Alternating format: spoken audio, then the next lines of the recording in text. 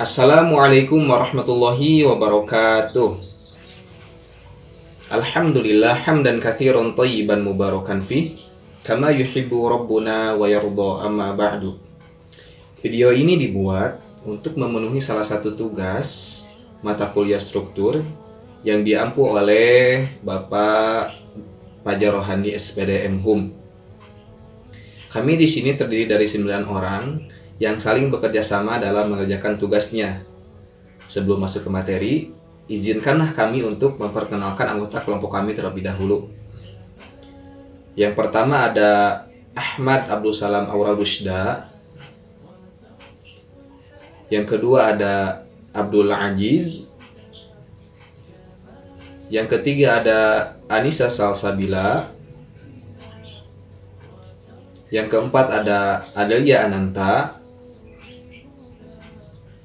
Yang kelima ada Asma Sabrina Rumain. Yang selanjutnya ada Alia Agustina. Dan yang selanjutnya ada saya sendiri, Bian Barokah, selaku ketua di kelompok ini. Yang selanjutnya ada Dina Hidayatul Arifin. Dan yang terakhir ada Destia Anjani.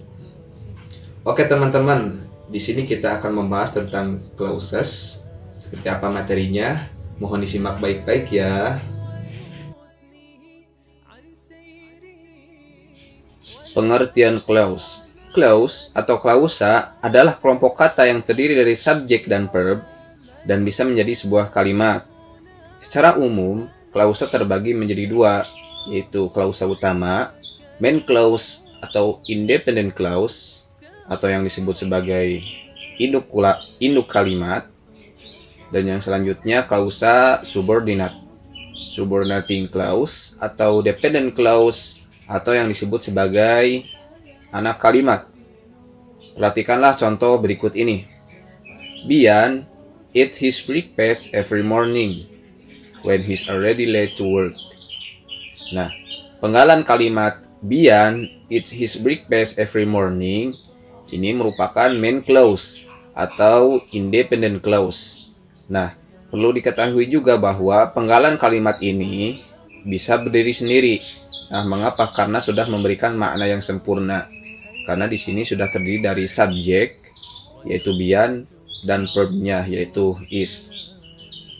Nah, penggalan kalimat kedua, when he's already late to work, ini merupakan subordinating clause atau dependent clause. Nah, penggalan kalimat ini tidak dapat berdiri sendiri. Mengapa? Karena masih memiliki makna yang kurang sempurna. Atau masih rancu, sehingga membutuhkan main clause-nya.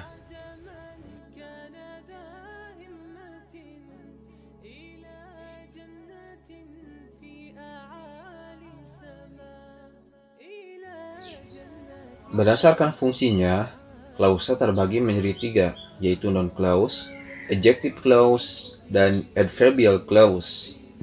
Yang pertama ada noun clause. Noun clause adalah subordinating clause atau dependent clause yang berfungsi sebagai kata benda atau noun. Fungsi utama kata benda dalam kalimat tersebut adalah bisa sebagai subject of verb, object of verb, dan object of preposition. Perhatikanlah contoh berikut ini. That Nurul like her new job is clear. Nurul menyukai pekerjaan barunya selesai. Nah, that Nurul like her new job ini adalah noun clause yang berposisi sebagai subject of verb, dan is di sini adalah verbnya. Nah, kalimat ini berpola. Yang pertama itu konektor yang ada pada that-nya. Kemudian ada subjek, yaitu Nurul. Dan kemudian ada verbnya, yaitu like. Yang kedua, I don't know what Bian likes. Saya tidak tahu apa yang disukai Bian. Nah, what Bian like di sini adalah noun clause yang berposisi sebagai object of verb dari verbnya, yaitu noun. Nah, kalimat ini berpola. verb, kemudian konektor yang ada pada what, dan subjek yaitu being. Kemudian yang selanjutnya, I am not interested in what Bian likes. Saya tidak tertarik apa yang disukai Bian. Nah, what Bian like di sini adalah noun clause yang berposisi sebagai object of preposition. Nah, ini prepositionnya yaitu in. Nah, kalimat ini berpola preposition, kemudian ada konektor, dan ada juga subjeknya. Nah, pola non clause yaitu konektor, subjek, dan verb. Nah, konektor yang digunakan itu adalah that, if, atau bisa menggunakan question word seperti who, what, which, when, where, dan sebagainya.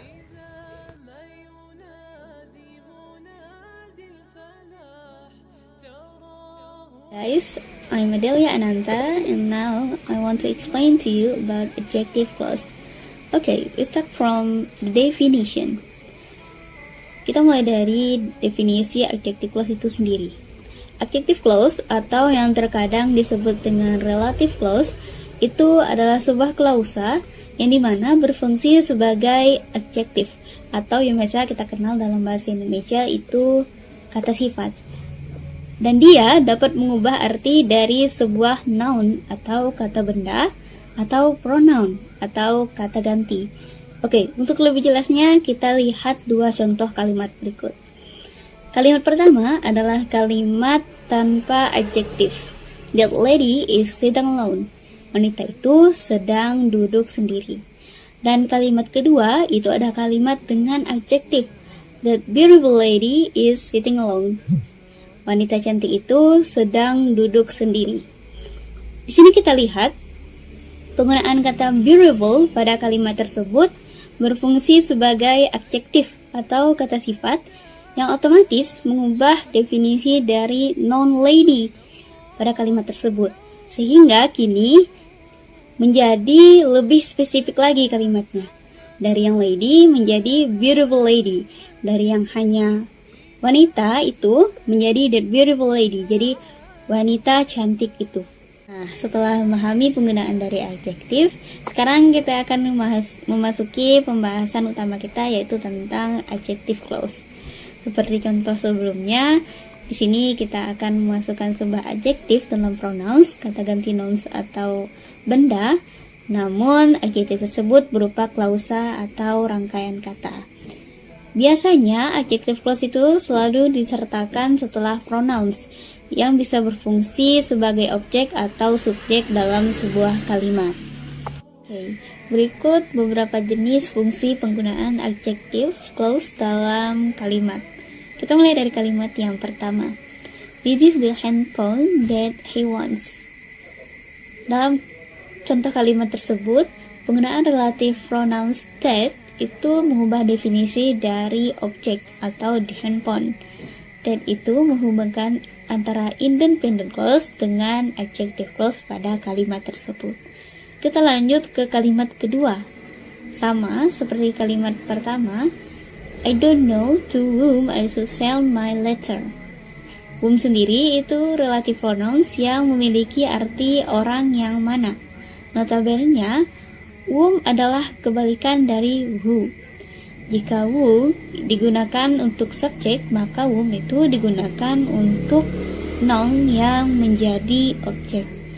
Berarti dua kalimat tadi yang telah saya jelaskan itu sama-sama menjelaskan contoh dari penggunaan atau fungsi dari adjective clause sebagai objek. Kita lanjut ke kalimat ketiga. She works on a company whose name I cannot remember. Whose itu adalah relative pronouns yang digunakan untuk menunjukkan kepemilikan benda oleh suatu subjek. Kata who sendiri berbeda dengan kata who is atau who has, sebab dalam kata whose terdapat objek yang menjadi milik dari sebuah subjek. Berarti pada contoh kalimat ketiga ini ditunjukkan contoh adjective clause sebagai posesif atau menunjukkan kepemilikan. Dapat ditarik kesimpulan bahwa fungsi adjective clause dalam kalimat itu ada 3. Yang pertama yaitu sebagai subjek atau pelaku, yang dimana relative pronouns yang biasa digunakan yaitu who, that, which. Perlu diingat bahwa which penggunaannya untuk benda. Dan yang kedua yaitu objek, sebagai objek. Relative pronouns yang digunakan biasanya ialah whom, that, which, and who. Dan yang ketiga atau yang terakhir yaitu sebagai possessive atau menunjukkan kepemilikan. Dan relative pronouns yang biasanya digunakan yaitu whose.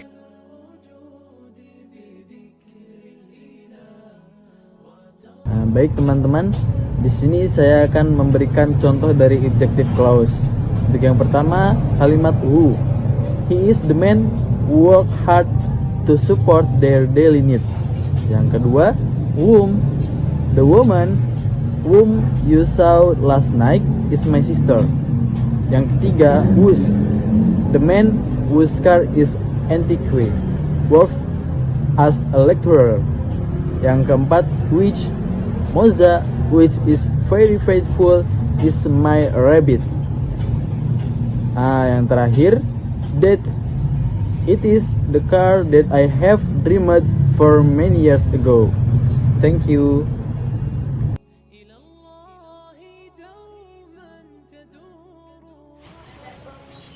Baiklah, di sini saya akan menjelaskan tentang adverb clause. Adverb clause yaitu dependent clause atau klausa subordinat yang memiliki fungsi sebagaimana fungsi adverb, yaitu sebagai kata keterangan. Dependent clause merupakan kalimat yang sulit dipahami jika berdiri sendiri, maka harus digabungkan dengan independent clause menggunakan conjunction. Adapun adverb clause terbagi menjadi beberapa bagian. Yang pertama yaitu adverbial clause of time. Yang kedua adverbial clause of place. Yang ketiga adverbial clause of cause and effect. Yang keempat adverbial clause of purpose and result. Yang kelima adverbial clause of condition. Yang keenam adverbial clause of manner. Adapun di sini saya akan menjelaskan tentang bagian yang pertama yaitu adverbial clause of time. Adverbial clause of time menerangkan atau menjelaskan tentang waktu yang biasanya menggunakan subordinative conjunction seperti after, before, by the time, when, dan until. Contohnya, yang pertama, after the song item are over, you may sit down. Yang kedua, before she sleep, she cook a cake for us. Yang ketiga, by the time. By the time you arrived, I was at school. Yang keempat, when. When we ate, my mother just woke up. Yang kelima, until. I'm waiting for you until you answer. Sekian, terima kasih. Wassalamualaikum warahmatullahi wabarakatuh.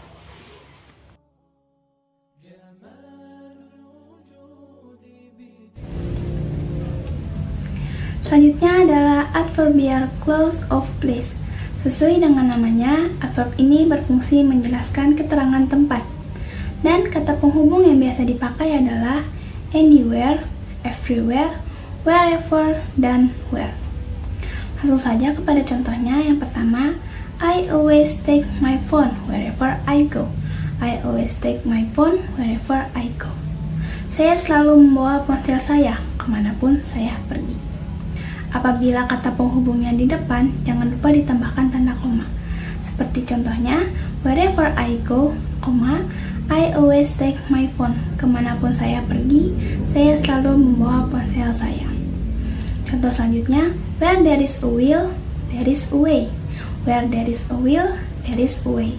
Di mana ada kemauan, situ ada jalan. Contoh terakhir, I always remember what my father said.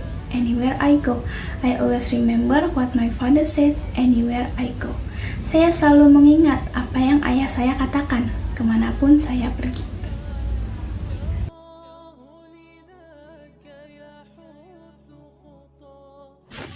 Lalu pembahasan selanjutnya yaitu mengenai adverbial clause of cause and effect.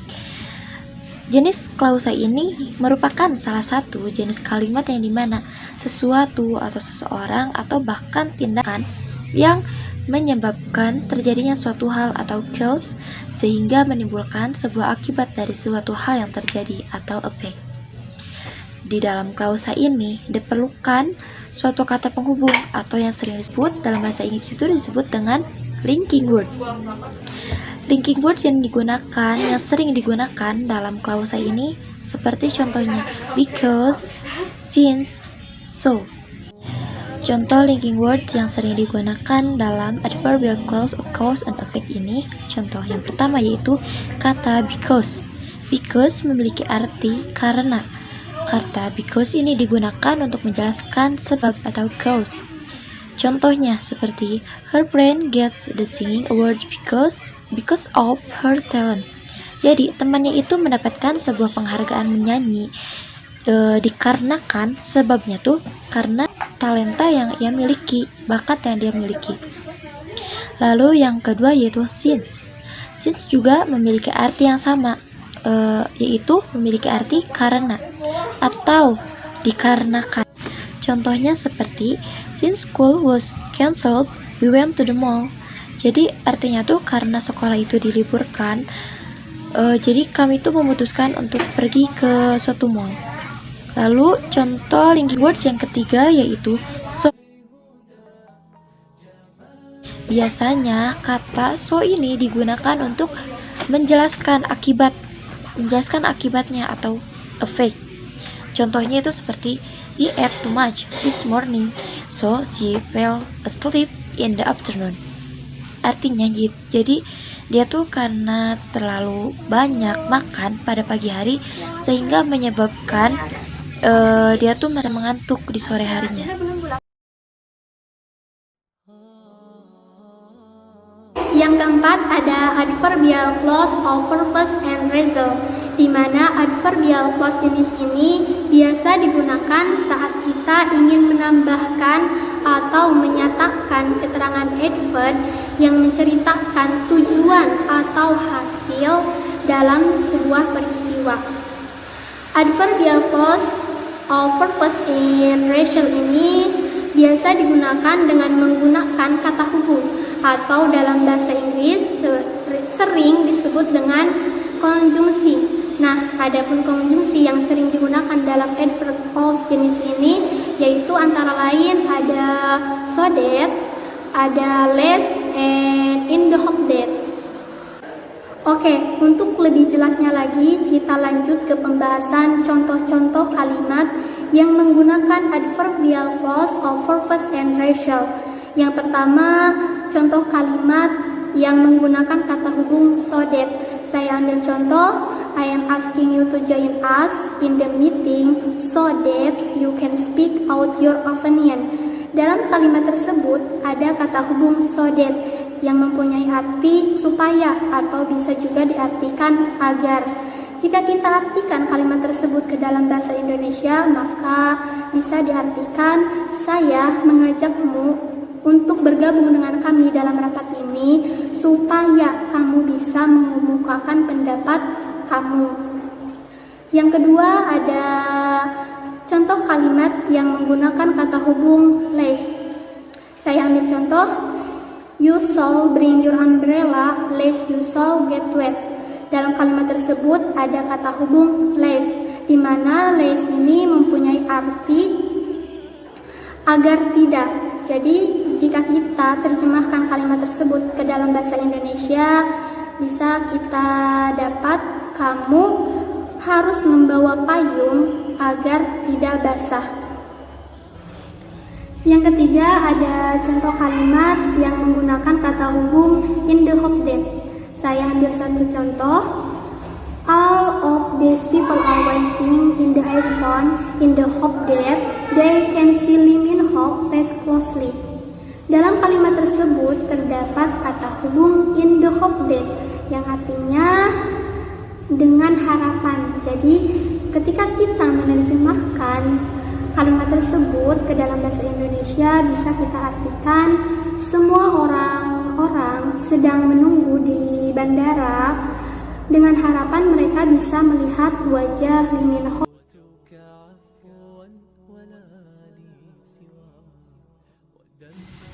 Oke, saya akan melanjutkan pembahasan tentang adverb because of condition. Apa itu adverb because of condition? Yaitu di saat kita ingin menambahkan suatu kata keterangan berupa kejadian bersyarat yang memiliki kondisi tertentu, maka digunakanlah adverb because of condition. Kata penghubung dari jenis adverb ini antara lain if artinya jika, as long as artinya selama, only if artinya hanya jika, otherwise artinya jika tidak, dan unless artinya kecuali. Contoh kalimat menggunakan adverb because of condition. Contoh yang pertama, Kelvin will eat vegetable if only her mother forces him to, yang artinya Kelvin akan makan sayur-sayuran hanya jika ibunya memaksanya. Di contoh ini ada kata if only, yang artinya hanya jika. Contoh selanjutnya, I will not forgive you unless you show me your guilty feeling, yang artinya saya tidak akan memaafkanmu kecuali kalau kamu menunjukkan perasaan bersalahmu.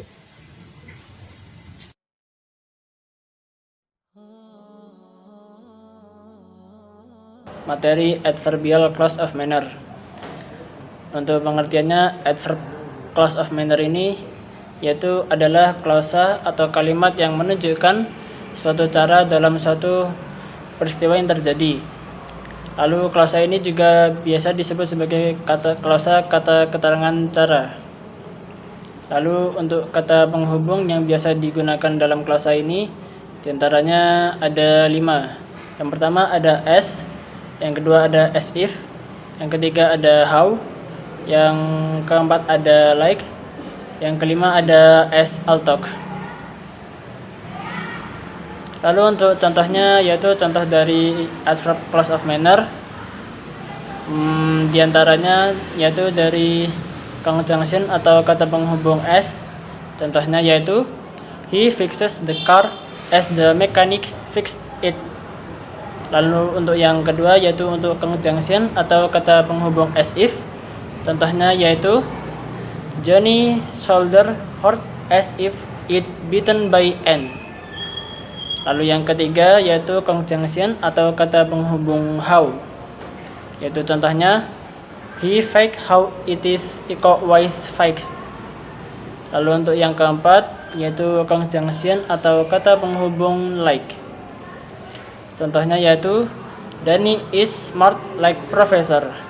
Lalu untuk yang terakhir yaitu conjunction atau kata penghubung as altok, yaitu contohnya Andy runs so fast as altok he is being chased by a chicken. Mungkin itu dari saya, kurang lebihnya mohon maaf. Oke teman-teman, bagaimana materinya? Mudah difahami kan?